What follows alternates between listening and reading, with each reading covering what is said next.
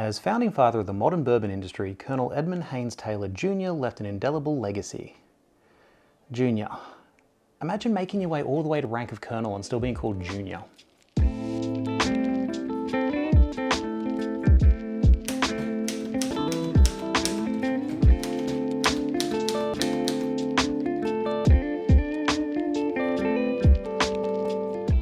Hey guys, I'm Nath Martyn, the Whisky Scribe. I'm a whiskey enthusiast and I love all things whiskey.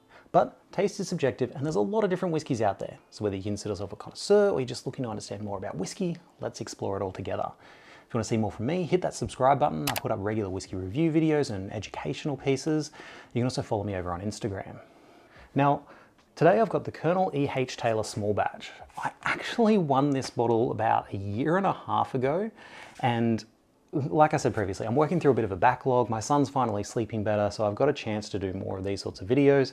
And also back then, I didn't really have a great palate for bourbon. Most of the times I tried a bourbon, I would get a little bit of oak, a little bit of cinnamon, and a little bit of caramel, and that was it.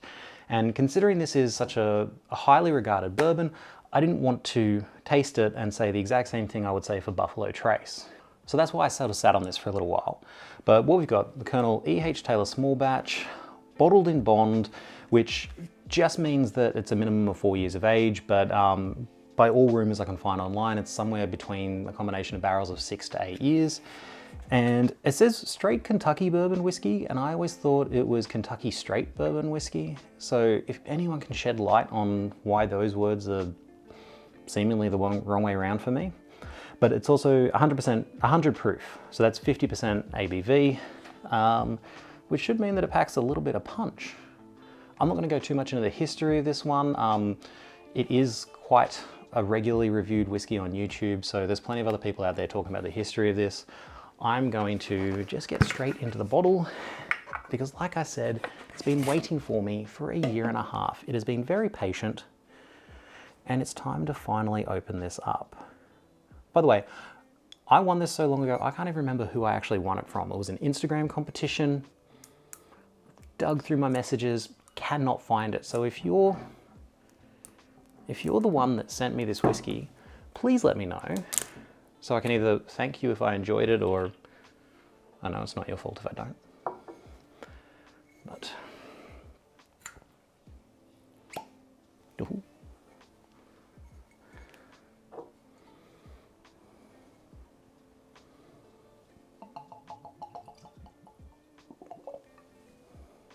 right, let's get you out of the way.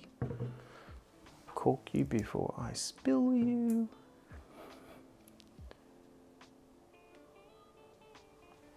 I don't know if you can see the color with this lighting. That's quite nice. Very amber, sort of coppery sort of note to it. On the nose.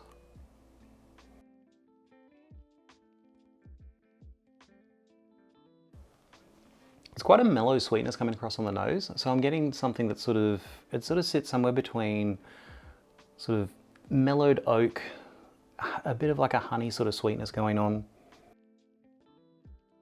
Maybe even some kind of cherry syrup going on in there.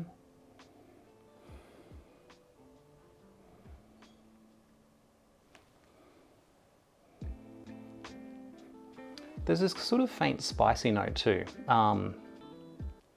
Might call it cloves or something like that. I mentioned the spice. I'm not actually 100% certain on the mash bill of this one. They sort of keep it kind of secret. I do know that it's meant to be the same mash bill as Buffalo Trace #1, which is low rye, so less than 10% rye. So I'm not getting a heap of sort of spicy note in there, and that's why I think what's coming across is leaning more towards cloves than any of those sort of harsher sort of spices.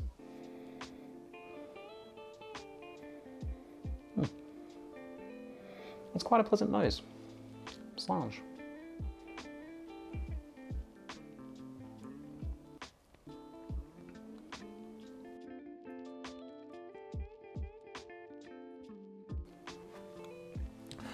I'm glad I waited to try that. So in the past, what I've gotten from bourbon is usually sort of more of this sort of kind of like a sharp sweetness that comes across from that, the fact that it is predominantly corn-based. I'm not getting anywhere near that same sort of sweetness. It's not coming across like, you know, honey, cinnamon, caramel, yada, yada, yada. It's sort of, it is a little bit fresher. It's coming across more like like what I got on the nose. It's coming across more like a bit of a cherry syrup, maybe with a little bit of brown sugar in there, but not full into the caramel space.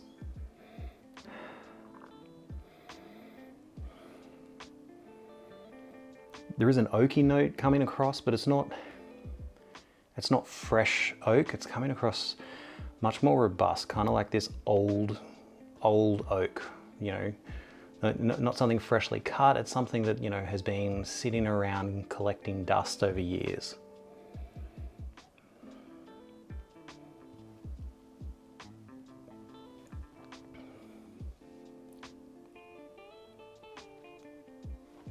There's a little bit of vanilla in there, but more so than that, like on the finish, there's that like faint vanilla in the finish, but I'm getting like this so this creamy sort of note on the palate at the end there, which is really, really, really enjoyable. I'm super glad I waited to try this. If I just tasted that and it came across like Buffalo Trace, which isn't bad, it has its place, but I actually see what the hype is about this one.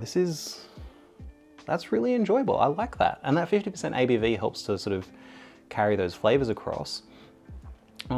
Just looking at the notes of what some other people tend to get from this, butterscotch, yes.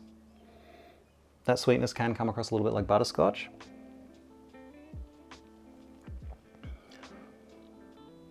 Subtle spices, pepper and tobacco on the finish.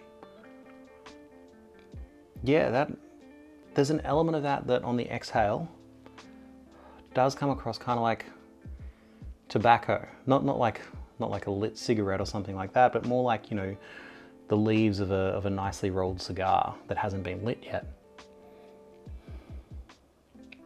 Some of the other notes people have is baked toffee apples, maybe cherries. That's definitely what I got. Somebody else said cloves, wonderful. Warm on the tongue, especially on that first sip, yes. Lots of oak, chocolate.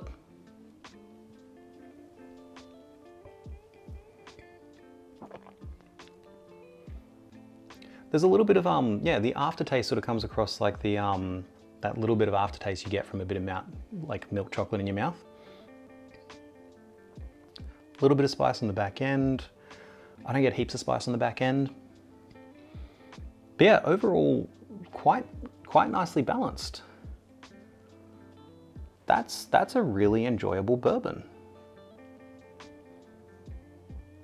At some point I'm gonna have to stop sounding surprised when I really, really, really enjoy a bourbon. The first of which I'm gonna pay credit where credit is due. The first bourbon that I thoroughly enjoyed was Russell's Reserve 10-year-old. That was the one, the glass shattering moment.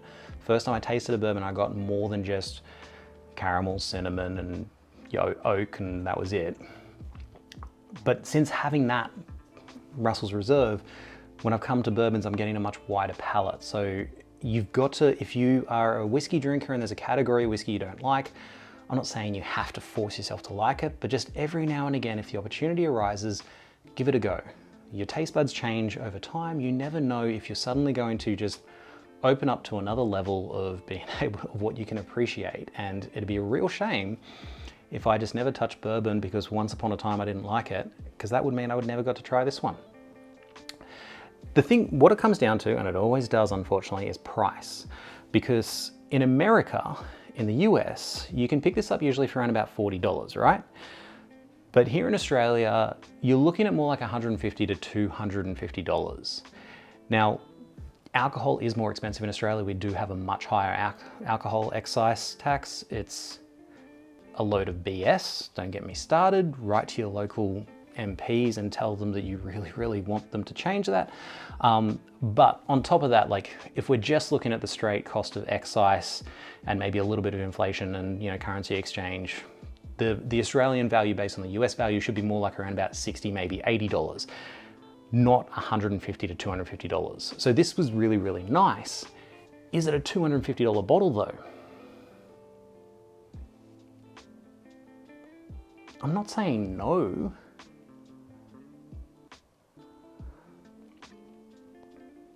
Look, knowing what the price is, I wouldn't go out and spend $250 on this. But if I went out and I spent $250 on it to explore it, I probably wouldn't be disappointed. Fortunately, I won it, so it's yay. But